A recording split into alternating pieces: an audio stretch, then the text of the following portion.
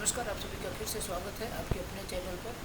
तो सबसे पहले आपको बता दूं कि थोड़ी वॉइस में प्रॉब्लम आएगी लगभग 30 सेकंड तक, उसके बाद वॉइस क्लियर हो जाएगी। तो आप लोग पेशेंस बनाए रखिएगा और शुरू से लेकर लास्ट तक ज़रूर बने रहिएगा, ठीक है।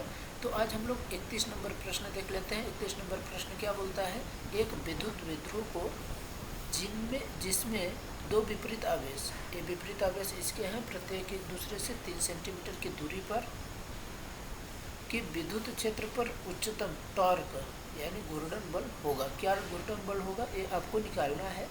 तो इसमें ऑप्शन क्या दिया गया है, पहला नंबर दिया है 12 × 10⁻⁻1 न्यूटन मीटर।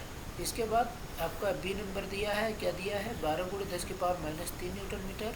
सी नंबर क्या बोल रहा है 24 × 10⁻⁻1 न्यूटन मीटर। डी नंबर बोल रहा है 24 × 10⁻³ न्यूटन मीटर। तो हमारा सही उत्तर क्या हो जाएगा, ऑप्शन नंबर बी हमारा सही उत्तर हो जाएगा। क्या 12 × 10⁻³ न्यूटन मीटर, ठीक है। चलिए अगले प्रश्न की ओर चलते हैं। अगला प्रश्न हमारा क्या है 32 नंबर। क्या बोल रहा है, ये आपको दिख रहा है ना, ये सर्किट है। इसमें यहाँ पर ये क्या है रेजिस्टेंस, यहाँ पर एमीटर, यहाँ पर वोल्ट मीटर। यानी क्या है कि ये आपका प्रतिरोध है, ये आपका मीटर है और ए वोल्ट मीटर है। तो मीटर वोल्ट मीटर की रीडिंग क्रमशः 2A और 2 एम्पियर है यहाँ पर मीटर और 6 वोल्ट मीटर है। तो प्रतिरोध आर का मान यहाँ पर आपको निकालना है, रेजिस्टेंस का मान, ठीक है। तो ऑप्शन नंबर हमको ए नंबर क्या मिलता है 2 ओम। ऑप्शन नंबर बी क्या बोल रहा है 2 ओम के बराबर या 2 से अधिक। ऑप्शन नंबर सी 2 ओम से अधिक। ऑप्शन नंबर डी 2 ओम से कम, ठीक ना। तो हमारा सही उत्तर क्या हो जाएगा 2 ओम से कम।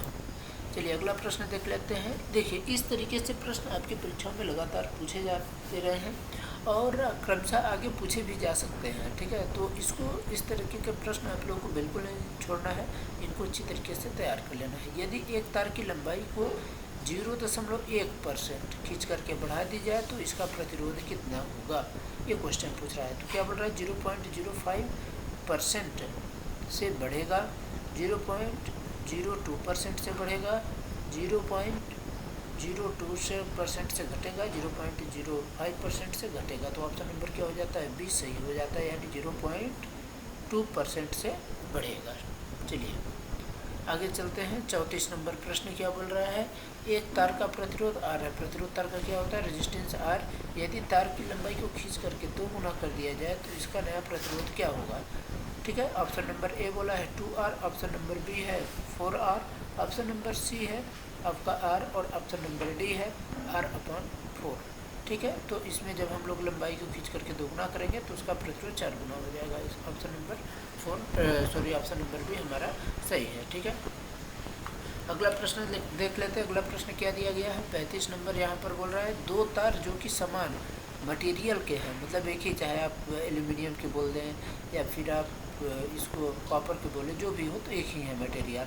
तो इनकी लंबाई क्रमशः पहले की है L और दूसरे की है 2L, ठीक है। तो इनके अनुप्रस्थ काट का क्षेत्रफल 4A और A है, ये क्रमशः है, यानी दो जो अलग अलग है। मान लीजिए कोई भी एक मटेरियल हम मान के चलते हैं कि X है और कोई Y है, तो X का A लंबाई हो गया और X का ही A क्या दिया गया है अनुप्रस्थ काट का क्षेत्रफल। तो उसके विशिष्ट प्रतिरोधों का अनुपात क्या होगा 1:2, 8:1, 1:8 या फिर 1:1। तो हमारा सही उत्तर क्या हो जाएगा 1:1, ठीक है।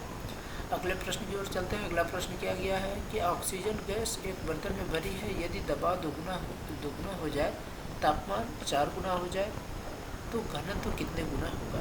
तो ऑप्शन नंबर ए है 2 गुना, option number B 4, option number C 1/4 और ऑप्शन नंबर डी 1/2, ठीक है। तो हमारा सही उत्तर क्या हो जाएगा ऑप्शन नंबर बी, यानी क्या हो जाएगा ऑप्शन नंबर बी, नहीं गलत, ऑप्शन नंबर हमारा डी सही होगा, यानी 1/2, ठीक है। यहाँ पर आप लोग उत्तर यहाँ पर नीचे लिखा हुआ है, तो ऑप्शन नंबर डी हमारा 1/2 सही हो जाएगा, ठीक है।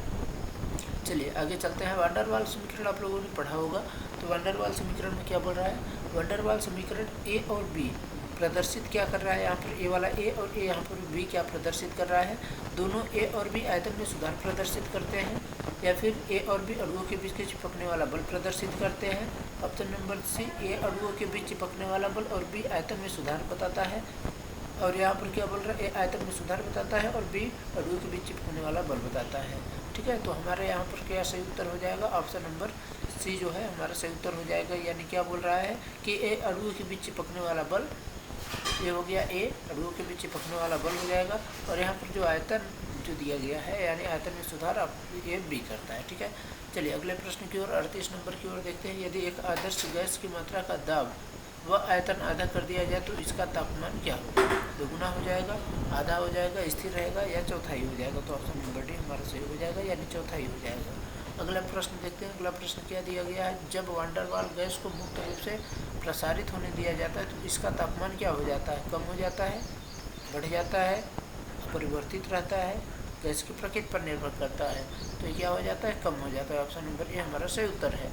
अगला प्रश्न देखते हैं। अगला प्रश्न क्या दिया गया है, क्रांतिक ताप का मान वान डेर वाल स्थिरांक ए और बी के पदों में है, यानी T C equal to 8a 27 RB, T C equal to 1/2 RB, और यहाँ पर ऑप्शन नंबर सी दिया है T C equal to 8/27 RB, और ऑप्शन नंबर डी बोला है कि T C equal to 27a/8 RB, ठीक है। तो हमारा सही उत्तर क्या हो जाएगा, ऑप्शन नंबर ए हमारा सही हो जाता है। तो ऑप्शन नंबर ए क्या है कि यहाँ पर ए इक्वल टू मतलब A T C equal to 8a/27 RB।